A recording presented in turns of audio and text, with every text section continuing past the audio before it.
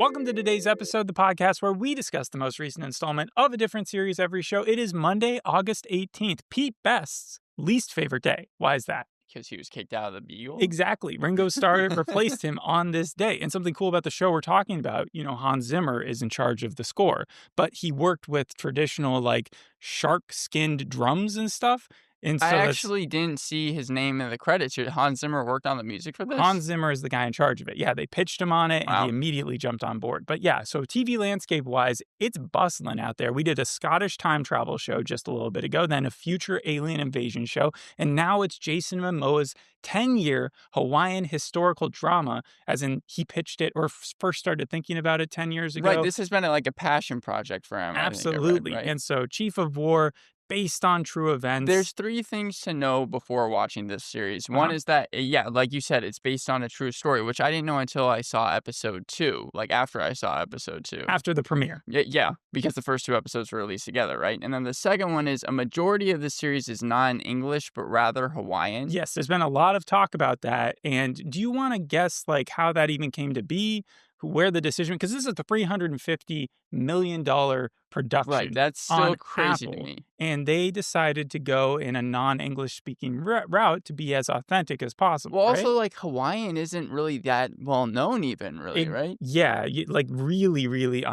They think between 7,000 to 30,000 people. They can't get a specific figure on how many people actually speak the language. Of the whole Earth population. Out of even in Hawaii, there's 1.5 million people, and you would think that there would be more, but because of racism and in the kind of like with Native Americans, it was kind of stifled out as the American education system was pushing English. And they were like, it interferes with people learning English, so you can't teach it to your kids anymore. It's a crazy low number. So part of the reason why they made this show was to try to bring it back, and for those people who do speak it to realize how important it is culturally and just historically. And talking about bringing it back, the last thing is Jason Momoa the last few years has kind of transitioned into comedy with things like a Minecraft movie, Aquaman, Fast X. There's even that Super Bowl commercial a couple years ago where he's ripping off his muscles. I feel like this is a welcome return to his more dramatic roles like Khal Drogo in Game of Thrones. I like him as a comic. Khal Drogo was such a one-note character to me. He had one thing that he did. He was a serious dude, and then at a certain point he goes away, right? Yes. In that series. And it wasn't until later on when I saw him in all these other roles that I saw him as a full actor. And Jason Momoa, he's likable. I'm saying that I like his comedy roles as well, but I'm just saying that this is the first time I've seen him in a dramatic role aside from maybe Dune, which came out a couple years ago, in a long time. I mean, he's got a lot of projects underway in the next little bit, and they're not all comedies, but he'll even be back with Dune. So I see your point. He's done this. He also did the C Show with Apple. I think that's how they had that connection with him.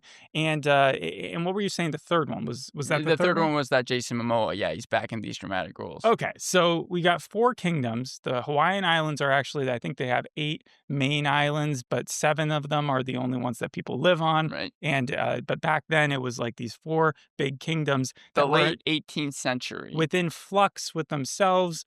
The political upheaval, prophecies, betrayals, and we start by following Jason Momoa's character, Kaʻiana, right? Yeah, well, before we get into the characters, we should probably say what the 4 kingdoms are. There's Oahu, Maui, Kauai, and then Hawaii. And then the big island itself, which is Hawaii. Yes, and I want to apologize in advance because I'm going to butcher some of these names, but right away, with just the 4 kingdoms, it reminded me of things like Succession, Ran, except in that movie, they're brothers, and here it's just kind of someone runs every part of them, right? What do you mean? Because there's warring factions, all 4 of these places, Oahu and Maui, they're all fighting each other.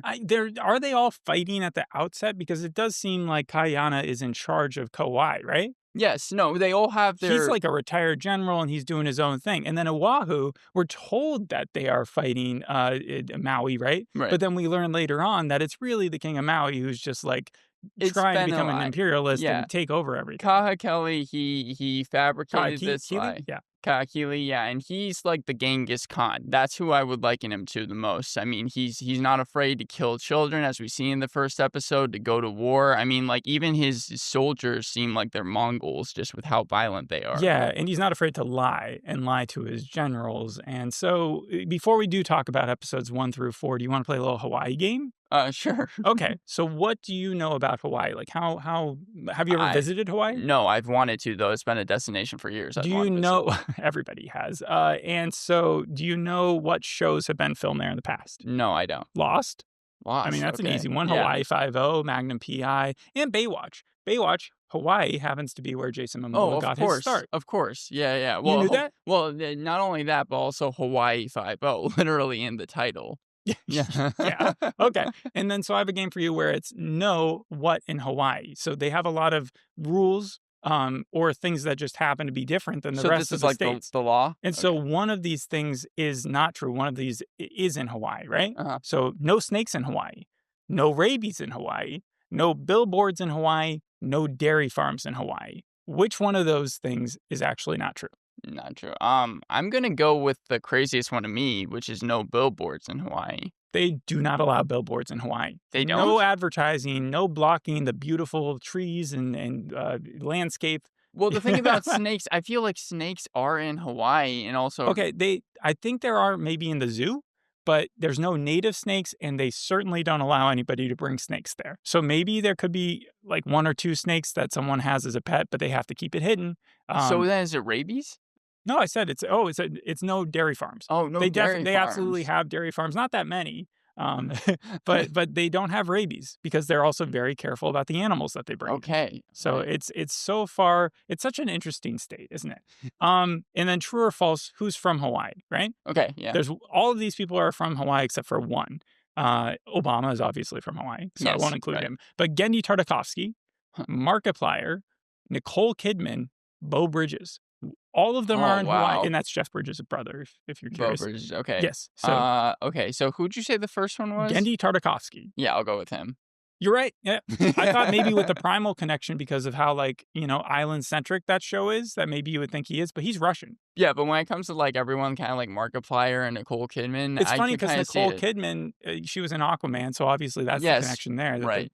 But Markiplier, I had no idea. I didn't used to watch his channel or anything, but I thought that you did, right? Yeah, I didn't know, but again, just of all the 4 people, Gendy Tartakovsky seemed like the oddest one. All right. So Chief of War was created by Momoa. It was also created by the person who made Aquaman: The Lost Kingdom, or wrote it, Thomas Pa Sibet.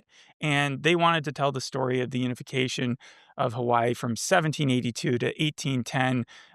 It's 9 episodes this season, and it's certainly led by culture. Like, Yes, right, you've- absolutely. you look at other shows that we've done recently, very successful: Shogun, Dark Winds, Reservation Dogs, El Eternata, Pachinko. It's where really the community where these things are filmed in is central focus. No question. You can tell even without knowing anything that this is like an authentic series. They're trying their hardest to be as close to like right as possible with how these like Above cultures and work. beyond, because there really had never been a series like this, as the show creators like to put it. And so they had to create roles for a lot of like translators. I think the translators in this show had the biggest job of any show anytime, because the production unit didn't know how to speak Hawaiian. The directors didn't. The show creators more or less did not. Jason Momoa didn't. So they had a lot of repeating lines, and they couldn't teach everybody a new language as much as they just had to play it off like they could. Almost like when people learn an instrument for a role. Right. And it's about learning how to look like you know how to play that instrument. But once again, you also have to take into account that they are like one of 3,000 people that even know how to do this. So yeah, that in and of itself. Somewhere between 3,000 and 30,000. Okay, but I mean, still, that's a lot lower of a number for Of course, a TV show. Even crazier that Apple would have greenlit it. It's when the show creators were like, we need to have it in native Hawaiian. And they're like, do you know native Hawaiian? It's like, no, not exactly. Like, we're from Hawaii, but we don't have the same language ability. When it comes to authenticity, though, for this TV series, They spent a lot of 100% it has it. Yeah. They spent. If you want to listen to the podcast talking all about that portion of it, then go listen to the show's one because he spends hours interviewing the people who made it. They don't talk too much about what actually goes on in the show, though. So I feel like that's where our focus should be because we're Okay. never going to do as well as they did Yeah, in, right. in talking about like how it was made. So for the first episode, it's Yeah. called The Chief of War. I found that funny because the TV show is just called Chief of War, right? But obviously it's in reference to Kaʻiana, that is Jason Kaʻiana. Momoa's character. Kaʻiana, that is Jason Momoa's character. He was the former Chief of War for Maui, and then I think he ended up leaving after his dad Yeah, he died. turns his back on Kahekili, the ruler of them, but Kahekili's okay with it. Like, Right. at the time, he's like, "I get it, your dad's dead. You wanna take your family and go to Kauai, then feel free." And you understand, like, at first, it doesn't seem like Kaʻahumanu is going to be this bad guy, like the villain that he ends up being at the end of Yeah, episode it's like 1. when Ned Stark is recruited Mhm. to come to King's Landing at the Because very beginning. It just seems like he's a friendly king who's being attacked or who's thinking that there is going to be an attack, and he wants to prepare with his best dude. I found it somewhat funny, though, because you don't have usually the person who is the chosen one, because that's the whole thing. It reminded me a lot of Avatar: The Last Airbender, because the whole entire thing is there's this prophecy that says that all 4 parts of Hawaii, there's going to be a king, a great leader that brings them all together, much like in Avatar, there's going to be an avatar who brings peace to all 4 elements. Right, and Kahekili is interpreting it or telling Kaʻiana that he's interpreting it as Kaʻiana will be the facilitator for Mhm. him, Kahekili, to Right, take over everywhere, but also spread peace, right? right, And so that's what he's selling him on. However, I would say Kaʻiana is still not like he doesn't want to leave. right. He's in retirement. He He's doesn't. Sakamoto daising it up. Right, no, that's almost a great comparison because yeah, he doesn't even want really any violence, Right. you know? What is the thing that causes him to give up taking down sharks and just hanging out on the beach with his wife and actually pick up the war stick It's a again? lot of, like, family and a lot of It is family, but I think it's when Kahekili stages, which we figure out later on, that his dad's skeleton has been desecrated. right. And he says that it was Oahu, the king of Oahu, or a priest in Oahu or And something this that yeah, did it. the king in Oahu is also very young. So if we stop him now, then we can stop this, like, probably age of tyranny that he's going to bring when he becomes even older. And so I guess Kaʻiana is begrudgingly convinced. Kaʻiana's like, I wonder how I stack up against Kahekili's new a man in charge of like war or fighting. And he immediately, when he goes there, challenges him to like this weird duel situation where Right. he's dodging And spears. Kaʻiana, yeah, he's able to take him down. Kaʻiana just like, yeah, that scene where he sticks that like what was it, stick through the guy's arm? Yeah, Like, it why are has, you like taking it's this like a guy down? It's so yeah, and I love the War Club. The War Club, whenever they get to that scene where they actually go to Oahu and they get to that fighting Are you scene. talking about the war club being the shark teeth thing that Yeah, yeah. he puts all the shark teeth on I it? mean, it was just giant, and I love seeing the It's like a bloodshed machete. with that. That was insane. I was sad when in episode 2 he ended up deciding not to use it anymore and broke it because the way he was just like hitting these people over the head with it was gruesome. What did you think of his family, and what did you think of the way they introduced him by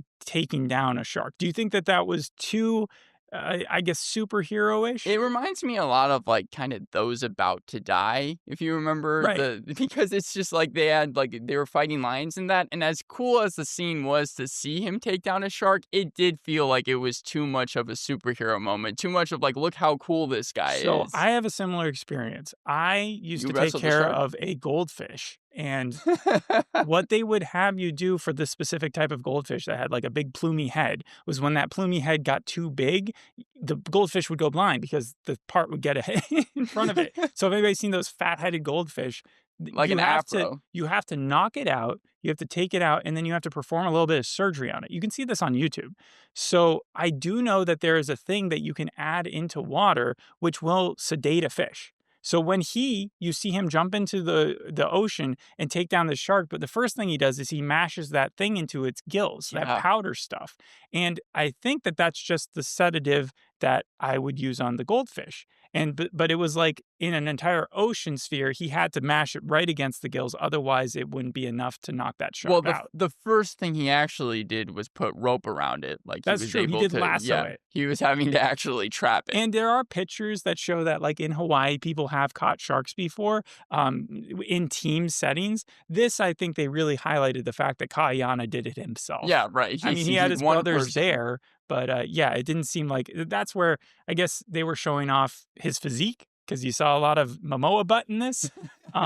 But also just to show that this guy is not afraid of anything. So the reason that he ran away was not because he was fearful, but more just because he was done with it. He Right. didn't He want to didn't deal wanna with do it politics. anymore. Yeah. Yes. Lo and behold, like that doesn't apply at all today, right? Right. So when they get to Oahu, though, that's when it's like you see kind of this beast unleash inside him, unleash inside everyone, but Well, especially him, because when he's using that stick, he does not care about the people that he is killing. what happens? What is his prerequisite as to agreeing to the king?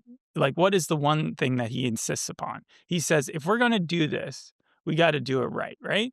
And so Right. he says, we're not going to kill that many people. Right. I will attack the island. You will show up on the other side and just make it seem so all the army people go over there, and then I'll attack the fleshy part so that I can get to the temple and we can take out this whole situation without having to do too much bloodshed. It's going to be just enough so we can actually, accomplish this thing. But we see very soon afterwards when they are having the war that Kahekili, he's just lying. He's taking out kids. He's taking out women. He goes to a sacred temple. He just kills everybody. Kaʻiana sees this. Kaʻiana. It is barbaric. And then, of course, the ending of the episode is he has the young king, and Kaʻiana is there, and he's like, "Don't do this. Don't kill him." What does the young king say? The king of I Oahu. missed it. What He it say? says, I wanted to be just like you, Kahekili, because he thought that that guy was supposed to be like a stand-up dude, and he rewards him by just murdering him on Yeah, the spot. just So now with a knife. he owns Maui, and now he owns Oahu, and Kaʻiana has seen it, and so is Kahekili's son. And Kahekili's son has to side with his father, but you can tell that there's a little bit of skepticism, and he sees what just happened. One of the things I like most about the TV series is that it's not like the Mongols with Genghis Khan where they're just loyal to him. We see multiple times, like in episode 3, I know one of the cooks tries to poison Kahekili's food. I know that episode 4, a lot of people are like, Kahekili, you say that you want to be this prophet, this person that's going to bring all the people together. How are you doing that if you're wanting to kill every single bloodline? And of course, his thought process is, it should only be my bloodline. That's how I'm going to bring them together. But Right. he just wants to be a tyrant. He's just using, I think, this prophecy as kind of a guise to that. And it's very clear that at the end of episode 1, he's going to want to take over Kauai and Hawaii as well. Like, Yeah. this is just, Oahu was just the beginning, Mhm. And so episode 2 comes along, changing tides, and Kaʻiana has decided in the middle of the night after this war crime of a takeover that he wants to what? He wants to leave. He's trying to get out of it. Yeah, and so as opposed to if I was Kaʻiana at this point and I didn't like what was going on, I would retire again. I would say to the king, like, hey, we did exactly as you planned, but I got to call it quits, man. I am tired, and hope that he doesn't that he allows you to leave. Because Right. then you Try to get at least play it off yeah, somewhat. play it off like you completely are still in his camp, and maybe that he won't send his guys after you. Because he sent a message. Again, he took that war club that was so awesome, and then he just broke it. It's like, yeah, you're obviously going to be breaking from this guy. I guess it's pride. Pride is Right. the thing he wants to say, hey, I'm not going to back down if I see someone do something wrong. And so, yeah, he makes a big message about the fact that he's leaving. And by doing that, now Kahekili sends all his forces after him to kill him. Episode 2 spends a long time, like multiple scenes of really just this army trying to grab Kaʻiana, trying to stop him, and he doesn't care if it's dead or alive. They just want to like make sure that Kaʻiana doesn't make And it there's to like Maui. one dude on the King's on Kahekili's force who really hates and has always hated Kaʻiana, and that's the guy who like corners him on the cliff at the end. Mm-hmm. And then what happens there? Kaʻiana does like He does one of those massive cliff jumps. Think about like any James Bond movie where they have to fall off with a parachute or no parachute. I mean, it's the most action I felt like the TV series got, where it's like he lands in the ocean, but we saw throughout Maui that there were these British army people, and we learned that at the very end of episode 2. they're like pirates slash search merchants, I would say. They're kind of in the middle there. You know, it's at the end of episode 4 of this, like, we're almost halfway through, and I still don't really know what they were. So, like, there was the Captain Cook who had arrived years earlier, and he's not shown in the show. So it wasn't necessarily the first time that any of the native Hawaiians had seen pirates. However, it was still new enough as a presence that they didn't even fear guns too much. So going back in the episode, by the end, Kaʻiana has ditched his family. But before that, he had met up with oh man, Kaʻahumanu. Kahumanu. Thank you. Yes. And she and him both are kind of tied because they both dislike Kahekili. Well, and his it's crew, I right? mean, Kaʻahumanu has more of a reason because I think she is the niece of Kahekili. Yeah, they're all related in some way, but she She's also has a tie to the Big Island, right? Right, yeah. That's where she's going to end up going. And Because, so yeah, it was I believe Maku was his name, or it was something like that. Moku, that's that's her her dad. dad, and Yeah. her dad's like, "You need to leave Maui," because they already got word that Kahekili's coming, He's and done a marriage ceremony to like bond up that tie. Yep. And so like, yeah, there's a bunch of things going on, but they ran into Kaʻahumanu and Kaʻiana. They ran into the pirates and ended up saving the captain's life. Right, there was someone that was sneaking up on them, and then he threw a knife and just completely, like, he got in the guy's neck and So died. the captain saves his life in return when he jumps off the cliff and then ends up taking him out. Now, out of the Hawaiian Islands. Right. Now, how it worked in actual history was like he opted to go. Like that was, there was no drama on a cliff like that. It was kind of just like Kaʻiana really, really wanted to see outside of the islands. Well, So the he thing was is an ambassador of sorts. the strange thing is that he only really bonds when he's on the ship, and we learn it's for a full year by the beginning of episode 3 with Tony. Tony is able to bond with him because Yeah. Tony. So what did you think of at the end of episode 2? He's escaped Kahekili's forces. However, now he's off the island, and then suddenly we jump ahead a full year. It was And out of so nowhere. no one would know that he's alive at this point.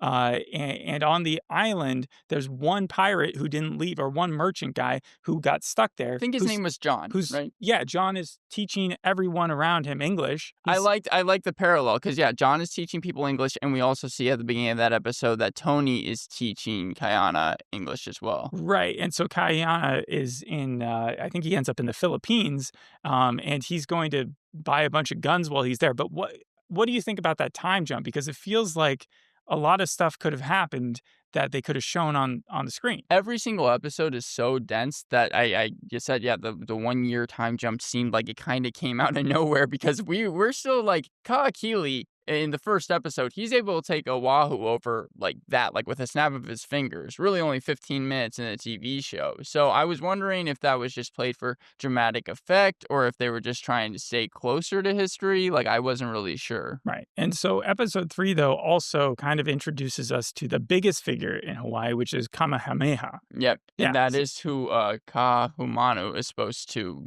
marry. Yes. So Kamehameha, he is kind of given the same Jason Momoa shark scene, but instead he's underwater and he's doing a breathing competition. Yeah, because it's the place that he's living at, the king is not going to be living there for too much longer. He even knows that. The king is like, I'm on kind of my final days. Right, but he's not like the son of the king. He's related distantly, but like the son of the king is expecting to inherit everything. Cool, or something like that. Yeah, he's expecting to inherit the Hawaiian throne.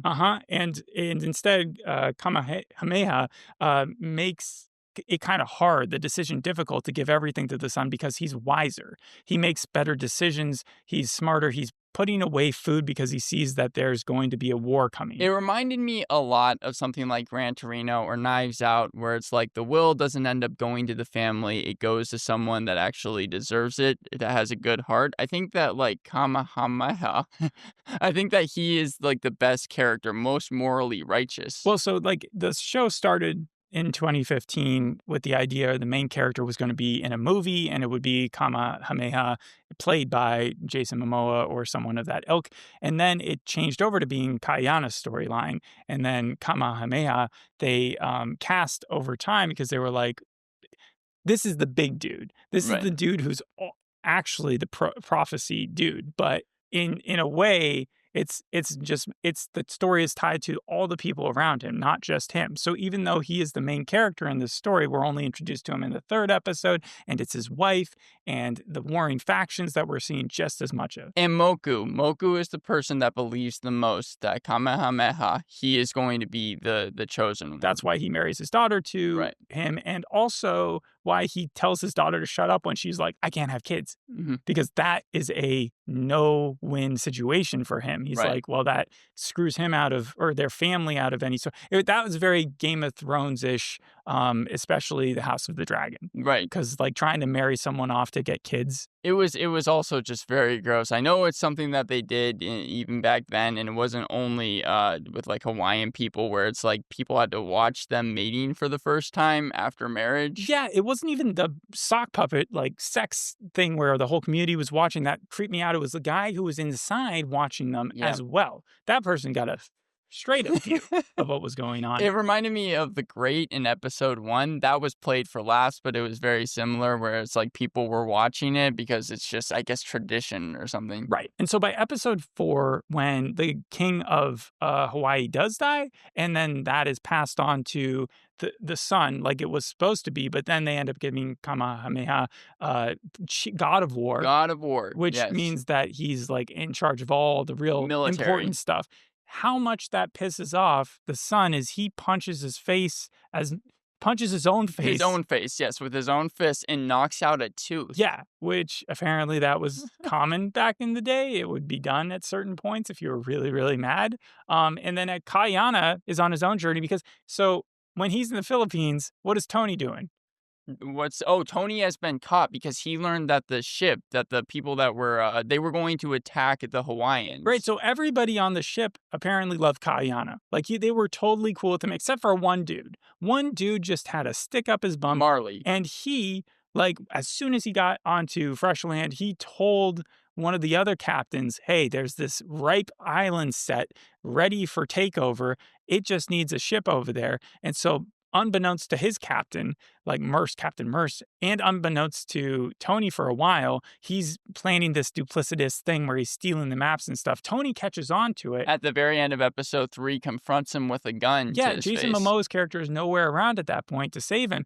And it seems like Tony is going to have his own separate journey for the next few episodes. But then no, the next episode, Jason Momoa's character just finds him in the slave trade and like breaks him out. Well, it was a two-parter. So what it left off with was like Tony, it turns out that there were some other pirates that hold a gun to his face. And then, he's kept, I guess, in jail with a ton of like it's human the slave traffickers. trade. So they have like this ginormous prison set scenario, but Momoa's character, the Kaʻiana, just walks in there, beats up every single guard. This was the most fantastic I think it got. Where like fantastic in a way of like, this is so unbelievable. Like it wouldn't happen. Like superhero level. Like this guy would go against Aquaman. He literally took out everybody, not a scratch on himself, burnt the whole place down, got out of town, is on a boat with a bunch of guns heading back towards Hawaii, compared to actual history where he was showing up in full garb, with the feather hat and all that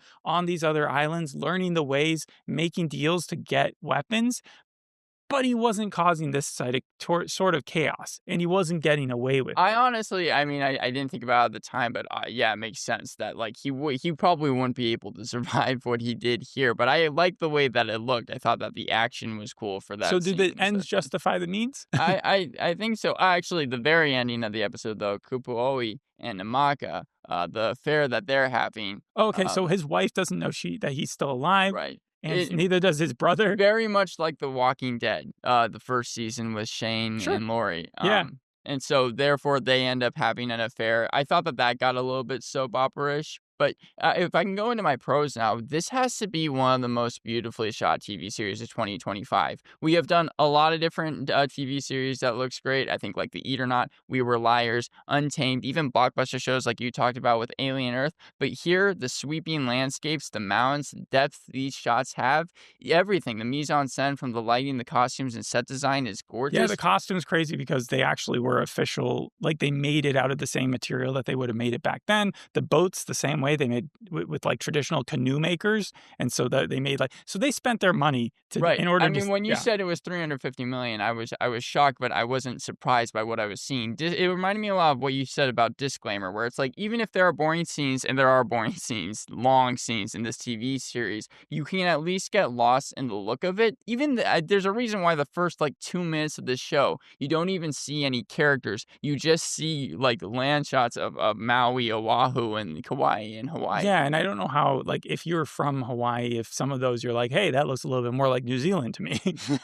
But, like, yeah, you get these notable scenes, the shark hunting, the battles on the shore of Oahu, desecrating the grave of someone's father just to manipulate that person into attacking your enemy, punching one's own teeth out, cliff free falls, sex performed like shadow puppetry, breaking all the slaves out in these massive but then you also get like, that stuff is cool, Right. but it's all the stuff in between that's kinda hard to follow, right? Right. No, very hard to follow because I mean, first off, the TV series acts like you already know everyone. And especially with it being in Hawaiian, it just kind of throws you in and is like, here, you kind Like of you have to took a catch on. class on the history of Hawaii and this is your reward. You get to watch this, which makes sense. It's like supplemental Right. material. But if this is the first time you're becoming acclimated, It's it like is dense. it's like you have attached yourself to that shark in the first episode, but that shark is going at full speed and you have to try and latch on as much as you can. Yeah. I thought though that kind of talking about the battles and everything, the show uses its TVMA rating and it's all the better for it. I mean, to not say that there aren't intense and exciting things in this TV series is a complete lie. I did find it funny though because Jason Momoa's story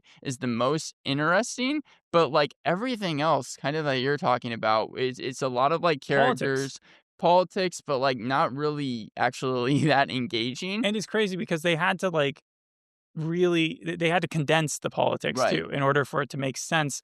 They had to condense the timelines and the people who were involved. So again, it's like you take everything with a grain of salt. It's educational, but it admittedly takes liberties. And also just some of the characters I feel like haven't gotten the time of day. They introduced Val in the 3rd episode. She's supposed to be someone that works for the trade and or like does a lot of the trading. She even makes a She's based deal on a with the real person, pirates. though, yeah. Yeah, and no, and also I mean they have Tala, So who's a when you're prophet. saying Val, though, you mean that when Kaʻiana gets outside into the Philippines, he's shocked to see someone else who speaks his language. Right, and is someone that's very close to, like, I think actually living there. And she also teaches him, yeah, like if she was back on the islands, then he would never look at her because she was on lower status than him. But here she had equal footing with everybody, and that was part of the reason she left. I felt like her character never really got the time of day, and then again, Tala, the prophet, is seen by Kaʻahumanu and Kaʻiana. Right. So the supernatural woman, that's where it's like, again, it drifts away from the educational Right. basis.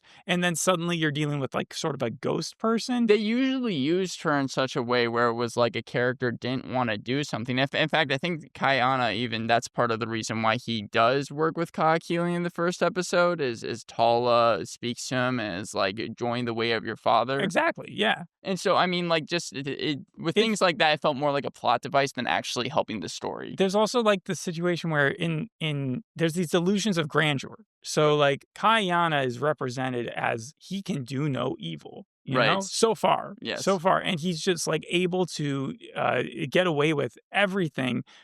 He's got such plot armor. You see the same sort of heroes presented in a show like Spartacus, where they keep on introducing like these super strong dudes who can like take any fight, and they might even be able to fight each other. Like I think Kamehameha and Kaʻiana are going to either work together or fight each Yeah, other. right. But it's Spartacus took place thousands of years ago. Well, this only took place like 200 years ago. Late So it 18th feels century. a little weird that you're turning people who existed less than 200 years ago, kind of like Abraham Lincoln Vampire Slayer or something. You're turning them into like super beings. And this is a storyline that, or people that you can trace back to, like it's only a few generations back. It's funny because the story structure also is very similar in each episode. Usually the beginning to middle is about everything else that's going on, and then we spend like the last half of the episode, or majority of the last half of the episode, just following Jason Momoa. Like Jason Momoa is not in the first half of a lot of these, at least for episode 3 and 4, a lot of these episodes, and then they just jam pack him in at the very end. So what's the point? Where are they going with the story, you think? I have no I mean, idea. Kaʻiana has to come back. Yeah. He has to see that his wife is having an affair. He has to either join up with Kamehameha or hang out with the people who he left, which or tried to kill him, which is Kahekili, right? Like he's Right. not going to rejoin up with Kahekili, The right? weird thing about Kahekili's storyline is that while he is in the episodes, again, he was able to take over Oahu in the first episode. You think he would have already taken over the rest He's of the yeah, I islands by mean, now? he's just kind of saying around being like, "What's the best way to go about He's this?" killing his inside people who he thinks he's very paranoid. Like Right. he poisoned that one lady who was like one of his war chief's wives, right? Because that guy poisoned his food. Yeah. 100% we're sure about that? Yes. Okay, good. They overheard him talking about it. Okay, so I guess that he did have a reason to do it. I mean, he's still a terrible character, though. A terrible person. Yeah, You're saying terrible person. I think he's actually Kahekili the second, if I looked it up correctly. We haven't talked too much about Kaʻahumanu and her journey. That's a very important thing, but I think she's going to be expanded on in the next few episodes. One thing I want to point out, though, is how similar it seems like Kaʻiana's story is to Tarzan. To Tarzan? And so I'm wondering if like Edgar Rice Burroughs in any way, because I know that those books are looked on right now. If you like read them, they're very racist. But when Right. I read them as a kid, like I wasn't looking for those parts. But like I remember Tarzan's dad, he builds this shed or this like big hut up, right? And then he dies by a tiger because the tiger breaks in. Right. And then as Tarzan grows up, he's like this big, strong dude, very similar to Kaʻiana. He's into nature, but something that he does is he does fight tigers. He does kill them, and so what is Kaʻiana doing? He's fighting tiger sharks. Then Tarzan, at one point in the book series, he gets pulled away and he gets brought to civilization and he learns how to be like a gentleman. Oh, I But didn't then he think about gets that, sick yeah. of it. He wants to go home, similar to Kaʻiana. And then when he gets there, he realizes like that's his true community and that's where he wants to live out his life. But it's just something about like, oh, there's this deserted island that this guy was plopped up from, super strong on his own element, but he was afraid of like losing his purpose or his identity by staying outside of that place for too long. So he ended up going back. It's kind of like the fish out of water, but then yeah, like the fish out of water storytelling with the character. Especially Mhm. that's what I see with Kaʻiana when he's in the Spanish East Indies and he's collecting all those guns. I'm going to give the series an 8 out of 10. And I'm probably going That's to pretty high. continue watching it because I think that again, just with how this thing looks, it's already great, and I am interested in how the story is going to play out, even if it's a little bit too cluttered and maybe a little too vast for its own good. Yeah. I see that it has a 7.7 on IMDb, 93% on Rotten Tomatoes, 71 on Metacritic. Initial reviews were very positive. MSN said it was a towering accomplishment. Pace gave it a favorable review, said part Shogun, part Game of Thrones. To me, it's also kind of part Warrior, if you remember that series. Yeah, that was a long time ago. Yeah. Because like I think that was created because of a sentimental value that like the family was trying to put to that, and I feel like a lot of the creators are definitely trying to put a lot of heart into this. Right. But also retain like the gruesomeness. It's Roger Ebert demanded that people see it. I think it was given like a 9 out of 10. He was very, very, or not him, but the people who represent him. RogerEbert.com. Yeah. RogerEbert.com. And then for my sake, I don't know. I was really, really a fan of the first couple episodes. The last two, the pacing has become kind of strange to me. So I will begrudgingly give it a positive review, but I am a little concerned because if you look at, no offense to the other show creator, the one who did the Lost Kingdom with Aquaman and stuff, he hasn't done too many other very successful shows. And so if he was in charge of writing throughout it, I'll be curious to see if he pulls it off. I'm willing to give it the chance because, again, episode 3 and 4, and I don't think it's this way for the rest of the series, was a part 1 and part 2. So I think that's going to be something that, like, kind of gets back on track with episode 5. I didn't think that it, like, veered off track. It was just that the first episode was, like, it ended with the war, and I was like, oh, we're in one of those shows where it's, like, every episode is going to hike the stakes up. And no, it feels like a lot of definition and trying to check mark exactly where we are in the timeline. And what they said in one of the podcasts that I listened to was that because the history does have huge dumps in time, they had to sort of fill that in. Mm-hmm. And if you have to end up doing that just to get to the next point, it's not necessarily going to work seamlessly. And so that's what I'm concerned about. But overall, you give it an 8 out of 10. A lot of other people have given it even higher. that's our review. Thanks for listening. We'll see you on the next episode. Hope you enjoyed this one. Bye. Bye.